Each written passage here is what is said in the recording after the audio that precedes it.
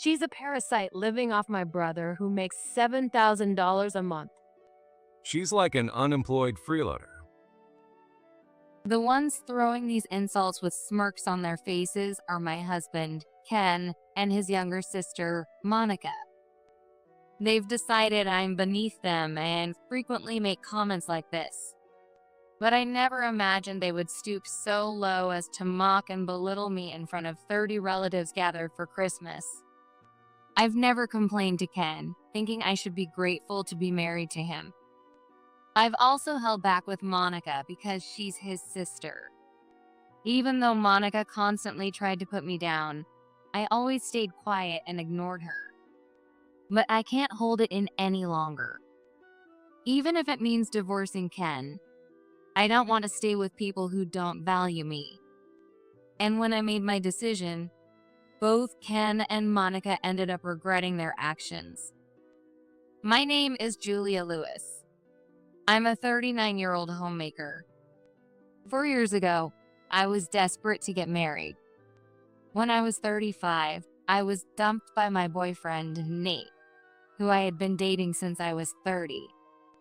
Being with you feels suffocating. Nate said that, but later I found out he had been cheating on me, and the frustration kept me awake for several nights. But I couldn't afford to dwell on it for too long. After being dumped by Nate, I was down for a few days, but I quickly rushed to a matchmaking service. However, at my age, finding a match became significantly more challenging. Even after 2 years of being a member, I had 0 results. While a few men agreed to meet me, none of those meetings led to serious relationships. And before I knew it, I turned 37. My parents had passed away early, and I didn't have much connection with extended family. So, if I didn't get married, I would be alone for the rest of my life. I don't want to live by myself forever. Driven by that sense of urgency, I applied for as many matchups as possible, and eventually, I met one man. That man was my husband, Ken. To tell you the truth, I'm preparing to start my own company. It's going to get busy, so I joined this service hoping to find someone who could support me. But whenever women hear that my work might become unstable, they all avoid me. Ken explained with a wry smile when we first met. It made sense. Most women wouldn't want a partner whose career was uncertain. Especially when they're considering marriage, it's understandable to prioritize stability. But I wasn't concerned about that at all. I think it's amazing when someone works hard to pursue their dreams. Really? That's the first time someone has ever said that to me since I joined the service. Could we meet again? Of course, I replied with a smile. I did think Ken's lack of popularity among women might work to my advantage. But when I said I admired him, I truly meant it. Ken's eyes sparkled as he talked about his dream of owning his own company, and I couldn't help but want to cheer him on. On top of that, Ken was incredibly kind and made sure to escort me with care the entire time. If only I could marry someone like him. After the matchmaking meeting ended, I genuinely felt that way. From then on, our relationship progressed smoothly and effortlessly. We seemed to be a good match for each other. And just before I turned 38, we got married. Now that we're married and life is more stable, I'm ready to focus on preparing my business. It's going to get hectic, so I'd like you to be a homemaker and support me. Sure, I'd be happy to. Since I didn't have much attachment to my job and wanted to support Ken during his busy times, I quickly transitioned from an office worker to a full-time homemaker. Since I had some savings, I didn't feel too anxious about leaving my job. 6 months after we got married, Ken successfully launched his company, and it got off to a very smooth start. It's all thanks to your hard work and support, Julia. Ken seemed busy every day, but his company's performance was steadily improving, and he couldn't stop smiling. However, his income fluctuated drastically. Some months, he earned $7,000, but during dry spells, it dropped below $1,000. Still, even when there was no work, he kept himself occupied as the company's president, and I did my best to support him. But as we approached our first wedding anniversary, Ken's behavior began to change for the worse. I made your favorite meatloaf tonight. I offer a homemade dinner to Ken, who comes home looking exhausted. Without a word, Ken sat down at the table, not even bothering to say grace, and started eating. Watching him from the kitchen, I let out a quiet sigh. When we first got married, he always said grace and enjoyed my cooking with enthusiasm. But lately, Hey, did you even taste this? It's bland. Ken snapped irritably, criticizing my cooking. And it wasn't just tonight. He'd been constantly tearing down my meals recently. His complaints weren't limited to the food. Look, there's dust here. Are you even cleaning? You're a homemaker, aren't you? Don't you understand that housework is your job? I can't stand people who slack off in their work. Sorry. I'll clean it right away.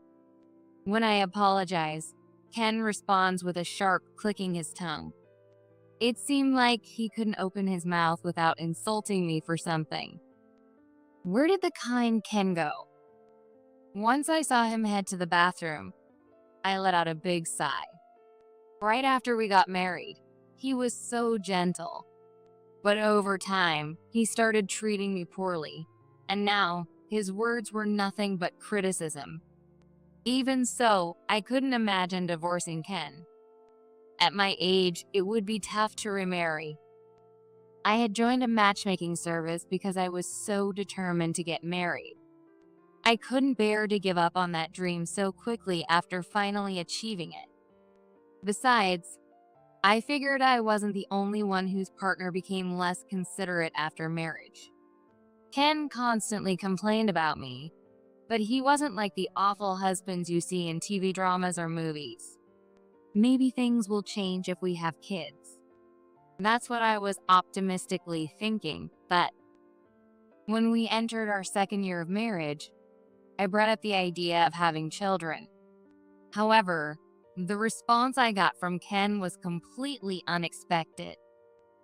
I don't want kids. What? But before we got married, you said you wanted kids soon. That had been one of the reasons I decided to marry him. Given my age, I wanted to have children as soon as possible. Ken had also said he wanted to have kids right away. But now, he dismissed it as a thing of the past. My friend's wife had a baby and got fat. I can't stand the idea of my wife becoming unattractively overweight. Plus, I've heard that when kids come along, women get so caught up in them that they start neglecting housework. That's just unacceptable. So no, I don't want kids. His selfish reasoning left me too shocked to respond.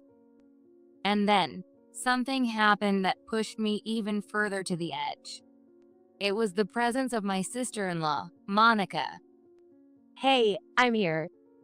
Monica, I've told you so many times to let me know before you come over. It's no big deal. We're family, right? I think it's rude to show up unannounced just because we're family. But I swallowed my words. The last time I said something to Monica, she exaggerated my complaint and reported it to Ken. How could you say something so awful to my sister Monica? Ken was quite the sister complex, and I remember struggling a lot to calm him down at that time. Monica knew full well that her brother Ken was completely on her side, so she would casually inconvenience me. Showing up unannounced like today is just the tip of the iceberg.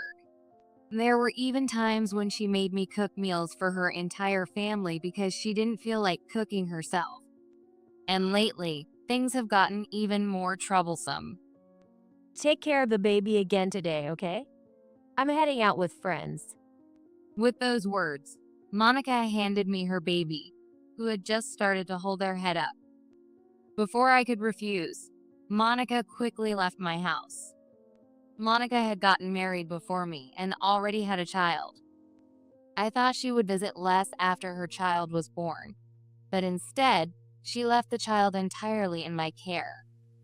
This is practice for when you have kids in the future, Julia. She says that, but it's really just an excuse to dump her parenting duties so she can go have fun. Thanks to her, my house is now fully stocked with baby supplies, even though I don't have children myself.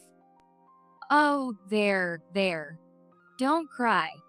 Your mom sure is something else, huh? As I comforted the baby on the verge of tears, they quickly stopped crying and smiled at me. When Monica comes to pick her up, the baby cries nonstop, to the point where I wonder if she's more attached to me. Well, there go all my plans for today. I had planned to go to the salon, but there's no way I can bring a baby there. After canceling my appointment, I spent the entire day taking care of the baby. Fast forward to the second Christmas of my marriage. Ken practically dragged me to visit his father's family home. Ken's father is from the countryside, and the family home is a large, traditional house. Every year, relatives gather there to celebrate Christmas. I didn't attend last year because I had the flu. And honestly, I wasn't eager to go somewhere filled with strangers. This year, I wasn't planning to go either. But Ken went ahead and told his family I'd be coming, leaving me no choice but to go. The house was chaotic, with 30 relatives gathered, and after a quick introduction, I was roped into helping with the party alongside relatives Harriet and Misty. What's your name again? Oh, whatever. Just carry this over there. When you're done with that, do this. Yes, got it. I was rushing around, trying to keep up with hosting strangers I'd never met. So busy it was making my head spin. By the way, Ken's parents weren't there because they both caught the flu. Although I'm not particularly close to them, I regretted not using that as an excuse to stay back and take care of them. Hey, so you're Ken's wife, huh? Wow, you're getting up there in age. Ken, your taste sure is something. Drunk and red-faced, Ken's uncles, Mike and Tom, cracked rude jokes and burst out laughing. Ken just grinned along with them, not bothering to stand up for me. In fact, he went further. They've got a point. Maybe I messed up picking my wife. Ken's mocking comments only added fuel to the fire, making the party even roadier. I watched it all with a cold glare. I should get back to carrying food now. Leaving them with that, I quickly stepped out into the hallway and let out a heavy sigh. Why do I have to start Christmas with such unpleasant experiences? Maybe I should have faked being sick. Just as I muttered that, I heard lively voices beyond the door. Monica's baby is so cute. Good thing they don't take after her husband. Totally. Monica was also there that day, but thanks to the parenting pass she had as an excuse, she wasn't running around like the other women. She was sitting with the men, enjoying food and drinks as she pleased. Like Ken, she used her spouse as a punching bag for jokes to entertain the crowd. If the baby had been born looking like my husband, I'd have started saving up for plastic surgery right away. But luckily, I won't need to do that. Hey now, Monica, your husband's soaking over here. Your sharp tongue hasn't changed, but maybe give the guy a break once in a while? The men laughed loudly as they pretended to sympathize. Though I could escape the situation, Monica's husband couldn't. I felt sorry for him. Just as I thought that, the insults turned toward me. Speaking of pitiful, how about my brother? Everyone knows he started his own company, right? He's actually doing pretty well. He's had months where he made $7,000. Wow, that's impressive. But his wife is, you know? No kids, no help around the house, just completely useless, don't you think? Monica's question prompted the relatives to chime in with agreement. Ken, it's not too late. Divorce that old lady and marry a younger woman. Want me to introduce someone to you? Instead of defending me, Ken responded to the men's comments like this. Well, she's pretty quiet. She just says, yes, yes, to whatever I tell her. She's perfect as a servant. Where else would I find someone so convenient? Hearing Ken's words, I felt the blood drain from my face. I've been working hard every day to support Ken, who is always busy. I do it because I love him. But to Ken, I'm just a convenient servant. There's no love there. As I reeled from this realization, I heard even more shocking words. She's a parasite living off my brother who makes $7,000 a month.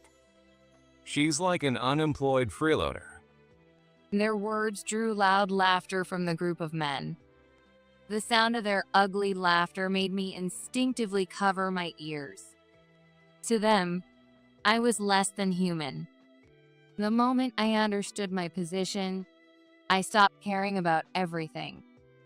I rushed into marrying Ken because I was afraid of missing my chance. And I endured the mistreatment from Ken and Monica because I thought I wouldn't be able to remarry if we divorced. But is it worth enduring such treatment just to maintain the title of being married? Do I really want to protect this life at the cost of my own happiness? The answer is no. Then I'll stop being your wife. What? What? I threw the door open and declared loudly. Ken, Monica, and the men in the room stared at me in shock, stunned by my unexpected entrance and announcement. What are you talking about? Ken asked in a baffled tone, unable to grasp the situation. I looked at him with a face full of exasperation and replied.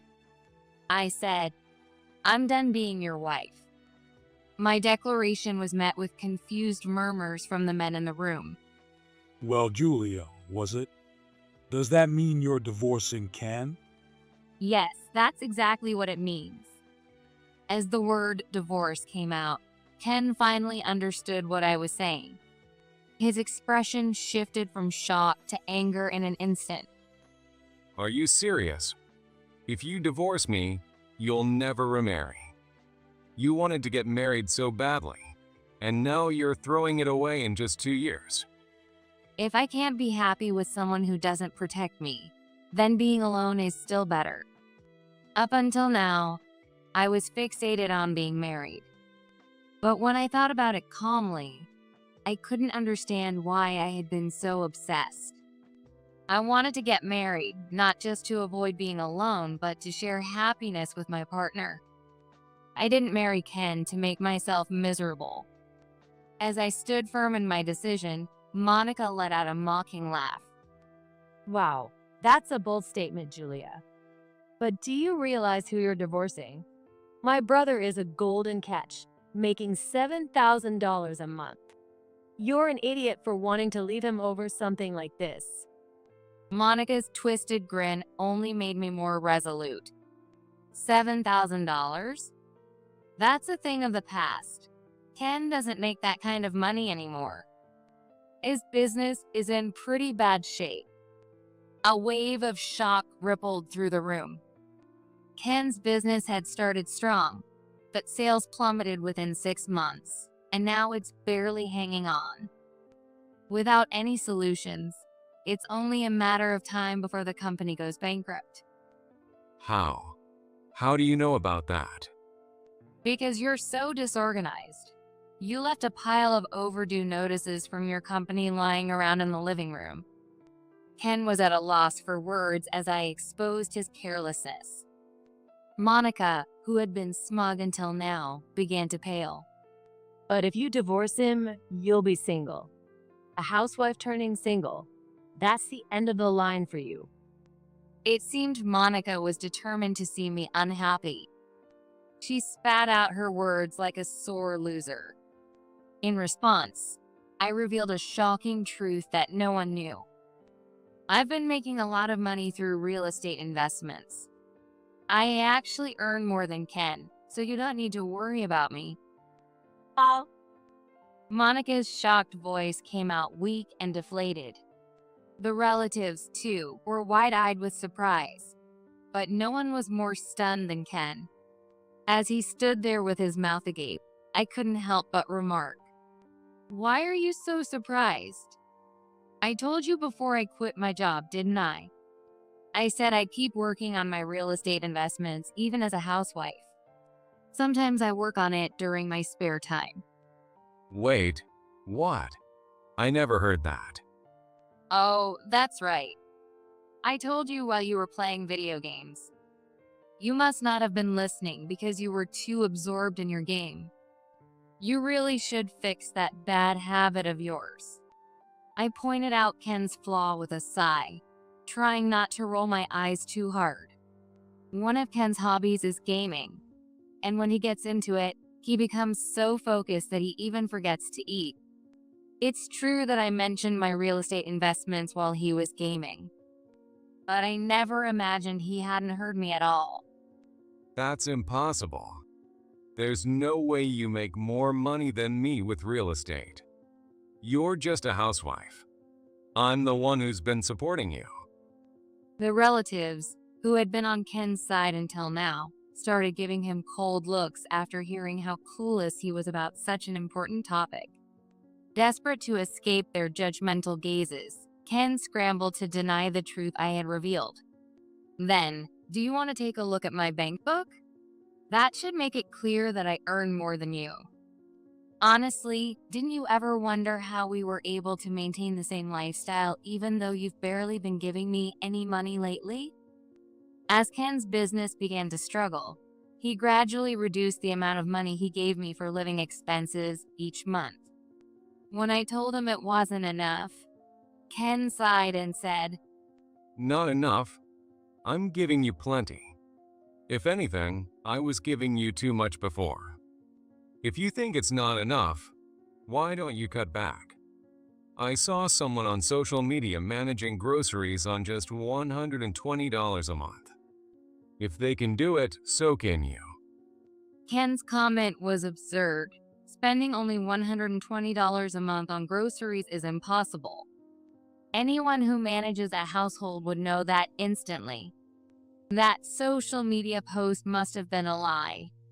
Even if it were possible for someone living alone and eating 2 meals a day, we're a household of 2, and Ken eats more than the average person.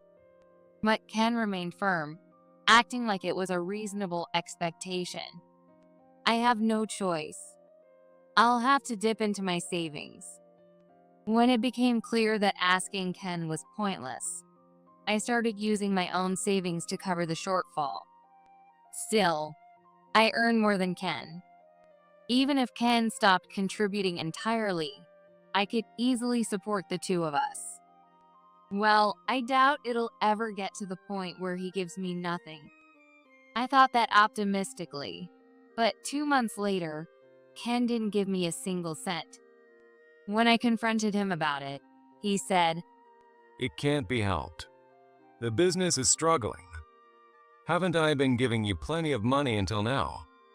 You weren't wasting it, were you? You must have saved some of it. Just use that. The money Ken gave me was so little it barely covered anything, so of course, I hadn't saved a penny. I was more baffled than angry, wondering how he could be so oblivious about household finances. Ken's selfish behavior left me speechless. I resigned myself to covering all the expenses.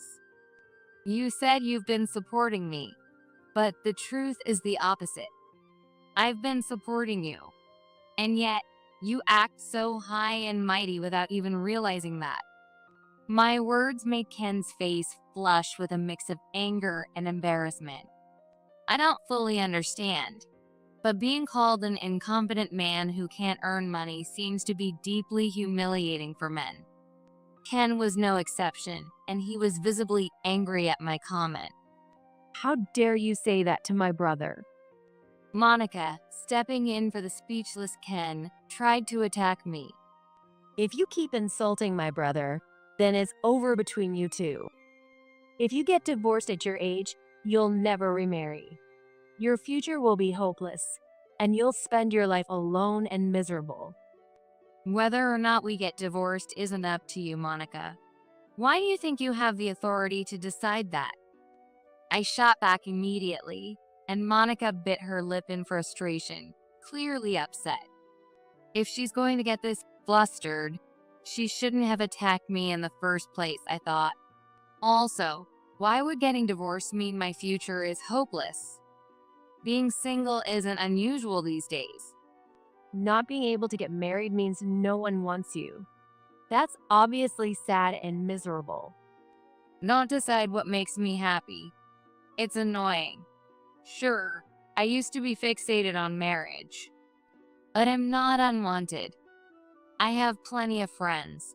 Marriage isn't the only way for a woman to be happy. Many people find their greatest joy in spending time with friends, and some value their alone time above all else. Happiness is different for everyone, and there's no single definition of it. That's why I won't be unhappy if I divorce Ken. For you, Monica, marriage might be the ultimate happiness, but not for me. I don't want to stay with someone who can hurt others and not feel a thing.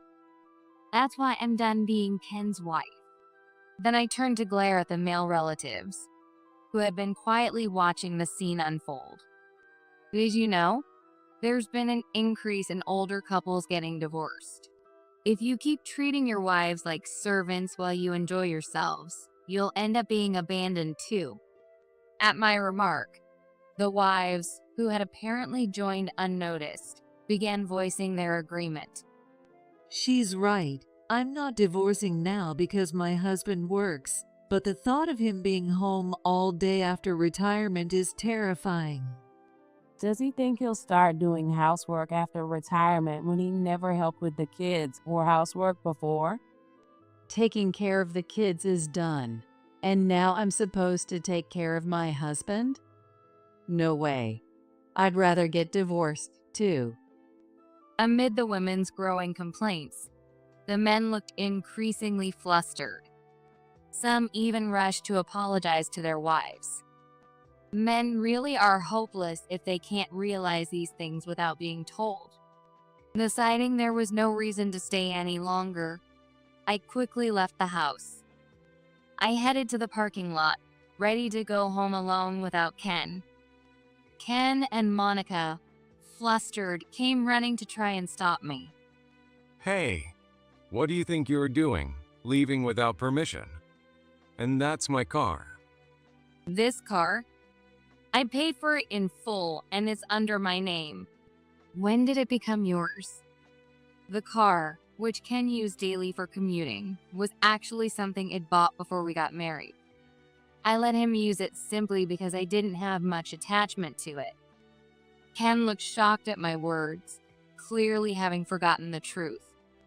Wait, what? Didn't you give it to me? Of course not. Stop saying stupid things.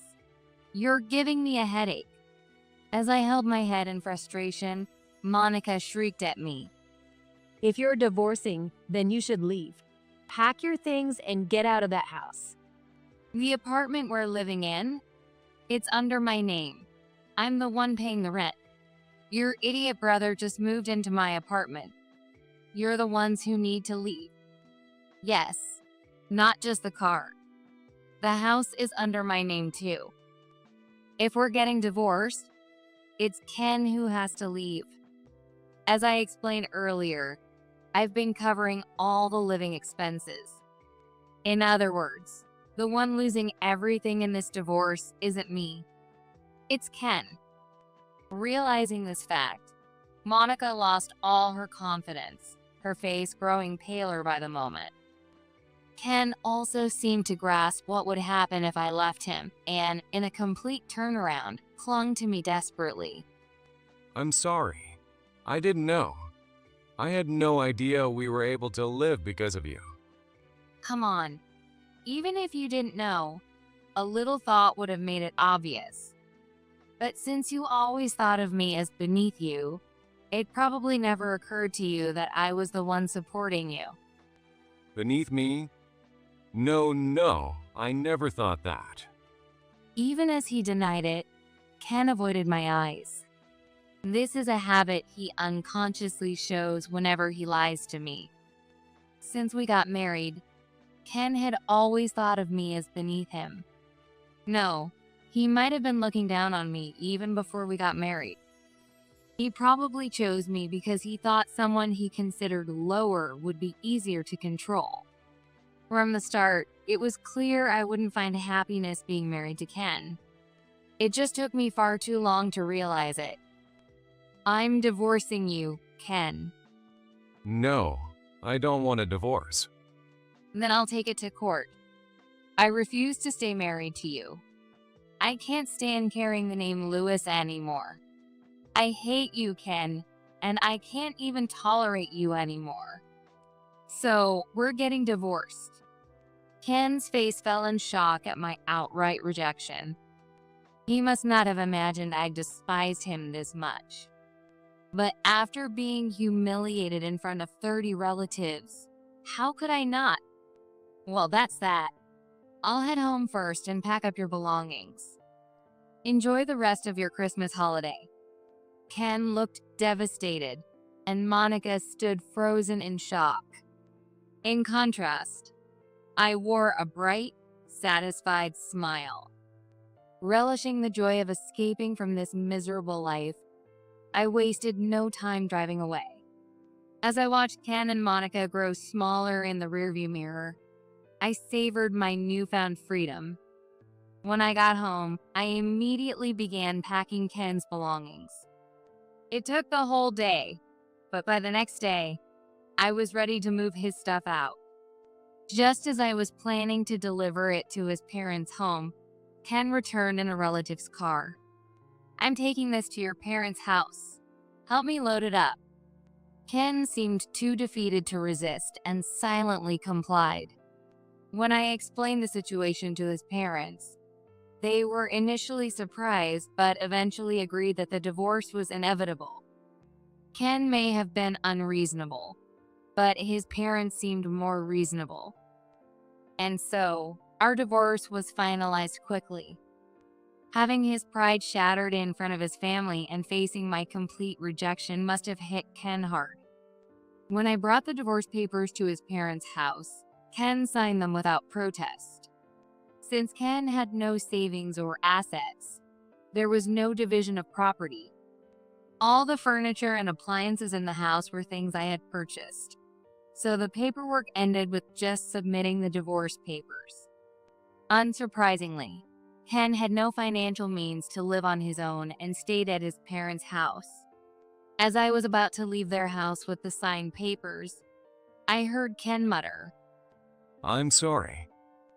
It was so faint I could barely hear it. I felt nothing but exasperation. If he truly felt sorry, he would have apologized properly. There was no way I could accept such an insincere apology, nor would it change my resolve to never forgive him.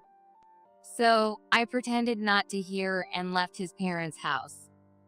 As for what happened to Ken afterward, his life became miserable. His company soon went bankrupt, leaving him with significant debt. Since he's living with his parents, he doesn't have to worry about living expenses, but he still has to work to repay his debts. Currently, Ken is juggling multiple jobs, struggling to repay his debts. Monica also met a grim fate. Her husband served her divorce papers shortly after. Come to think of it, her husband was also humiliated in front of their relatives. Like me, he must have reached his breaking point. To make matters worse, he discovered Monica had been unfaithful and demanded alimony and custody of their child. Monica tried to resist, but her husband hired a skilled lawyer, and he ultimately got everything he asked for. Monica moved back to her parents' house and is now working desperately to pay off her alimony. The two who looked down on me and mocked me faced the consequences they deserved. There is no room for sympathy. Their outcomes were fitting. As for the wives who criticized their husbands during that family gathering, some worked things out with their spouses, while others ended up divorcing. Like me, they chose the path that felt right for them. Though I don't know them well, I hope they find happiness in whichever path they chose. After the divorce, I terminated the lease on the apartment and moved to a new location. This was to prevent Ken or his family, desperate for money, from showing up at my door. Now, I live peacefully alone in a rented one-story house. Thanks to my real estate investments, I'm financially comfortable and plan to enjoy a leisurely life for a while. Now, what should I do today? There's no one to answer my musings, but that's fine. I'm very content with this life. I used to be so anxious about finding someone to marry, but now I realize I'm much happier on my own. Oh, that's right. There's an art exhibit for my favorite painter going on. I'll go see that today. Humming to myself, I prepare to head out. I'm living alone now, but I couldn't be happier.